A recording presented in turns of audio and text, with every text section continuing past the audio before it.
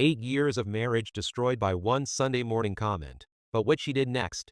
At 47, I thought I understood the rhythm of love. My marriage to Catherine felt like a well-worn melody, comfortable and predictable. We had our routines, our quiet Sunday mornings, our shared responsibilities. That particular October morning started like any other, with steam rising from our coffee mugs and her phone playing that soft indie music she loved. The autumn air carried the clean scent of detergent from the laundry we were folding together in our suburban Denver home. These were the moments I'd always treasured, you know? The kind of peaceful domestic scenes that make you feel grateful for the life you've built. But sometimes the most devastating earthquakes happen during the calmest weather. That's when Catherine said it, as casually as she might comment on the temperature outside. Sometimes I wonder if I should have stayed with Marcus instead. The words hung in the air like smoke, and for a moment, I actually waited for her to laugh, maybe flash that mischievous smile that told me she was just testing my reaction. But her expression remained unchanged, focused on the towel in her hands, her tone so matter-of-fact it felt rehearsed. My hands froze mid-fold. "What did you just say?" She didn't even flinch. Catherine met my stunned gaze with those green eyes I'd stared into for 8 years and repeated, "I just think maybe things would have been more exciting with him." Marcus always had these grand visions, these ambitious plans. He never settled for ordinary like this. Her gesture encompassed our entire world, our cozy living room, our carefully chosen furniture, our quiet life built through countless compromises and shared dreams. The towel slipped from my fingers. Something inside my chest began to coil and tighten, a sensation I'd never experienced before. It was as if every breath I'd taken in this house suddenly felt borrowed, undeserved. I stared at her, searching for any sign that she realized the magnitude of what she just said, but she simply continued folding, as if she'd merely commented on the weather forecast. Without a word, I walked downstairs to my home office. I told myself I was overreacting, that there had to be context I was missing, some explanation that would make her words less devastating. But as minutes turned to an hour, she never came down. She never called my name, never sought me out to clarify or apologize. The silence from upstairs felt deliberate, almost cruel. That night, I made my bed on the leather couch in the den. Not because she asked me to, but because the thought of lying next to someone who casually wished she'd chosen differently felt unbearable. I stared at the ceiling, my mind involuntarily conjuring images of Marcus, the golden boy from her graduate school days at Northwestern, all charm and ambitious promises that evaporated the moment real life demanded commitment. Have you ever had someone rewrite your entire history with a single sentence? Because that's what Catherine did that Sunday.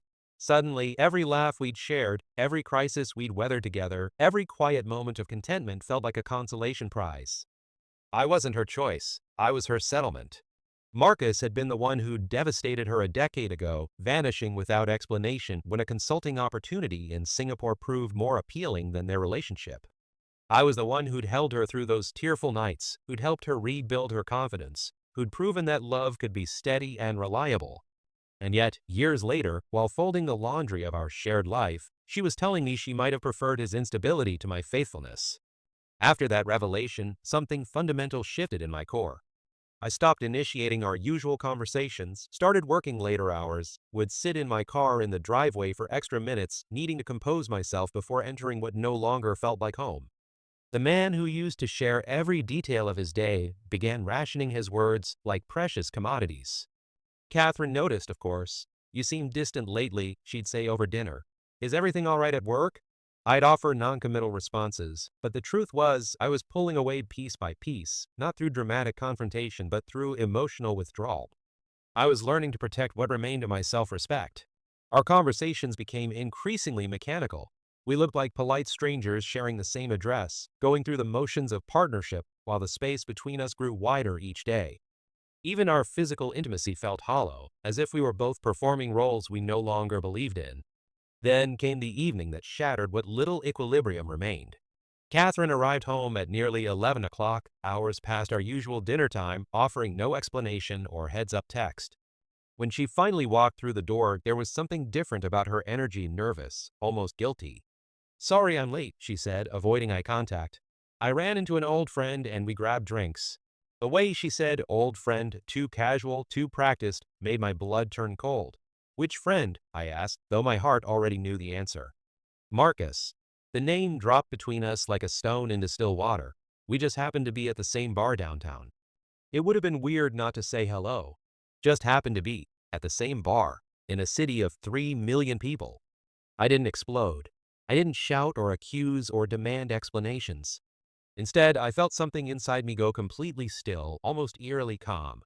I quietly walked upstairs and began packing a small overnight bag, moving with the deliberate precision of someone who'd finally reached the end of a very long road.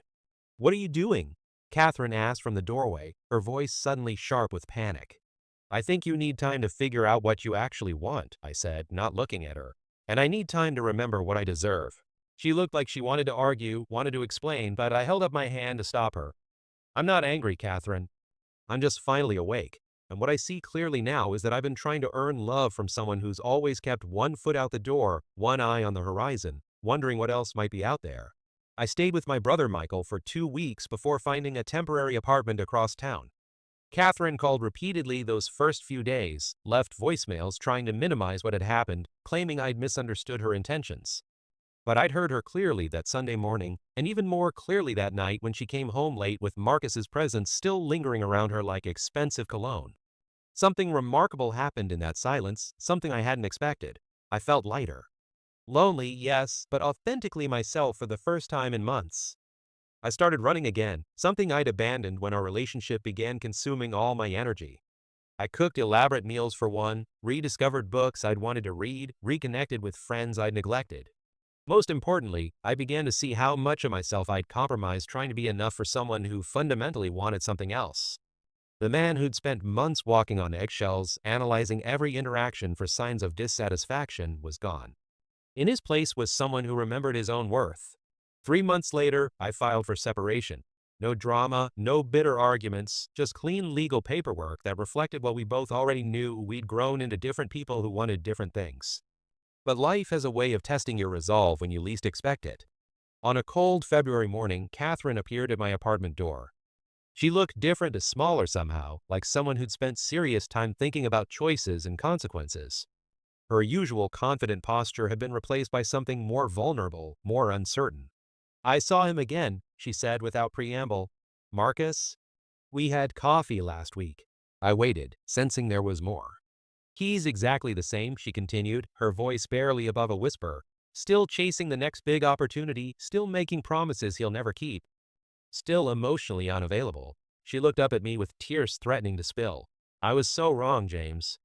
I thought I wanted excitement and adventure and grand gestures. But what we had was real. You showed up every single day. You stayed when things got difficult.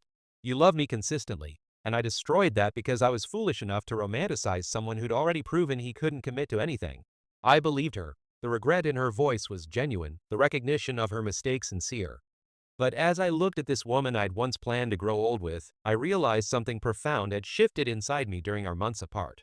When someone finally understands your worth, but only after losing you, the knowledge often arrives too late. Because in the space they created by leaving, you've learned something invaluable: how to love yourself enough to never again accept being someone's second choice. The man standing in this doorway wasn't the same person who'd been devastated by her casual cruelty that Sunday morning. I'd spent these months not just healing from her betrayal, but fundamentally changing who I was willing to be in relationship to another person's uncertainty. "I'm glad you understand now," I said gently, "but I'm not coming back." Catherine's face crumpled, and she sank to her knees on my doorstep, sobbing with the kind of anguish that comes from realizing you've lost something irreplaceable through your own choices.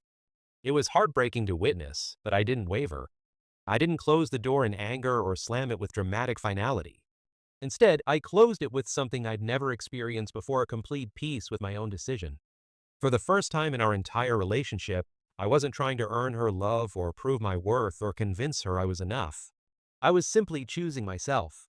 Because sometimes the greatest act of love isn't fighting to save something broken, but having enough respect for yourself to walk away from someone who took 8 years to realize what they'd been carelessly handling.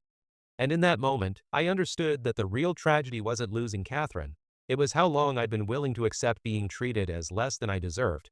The Sunday that nearly destroyed me had actually set me free. And that, my friends, turned out to be the most valuable lesson of all.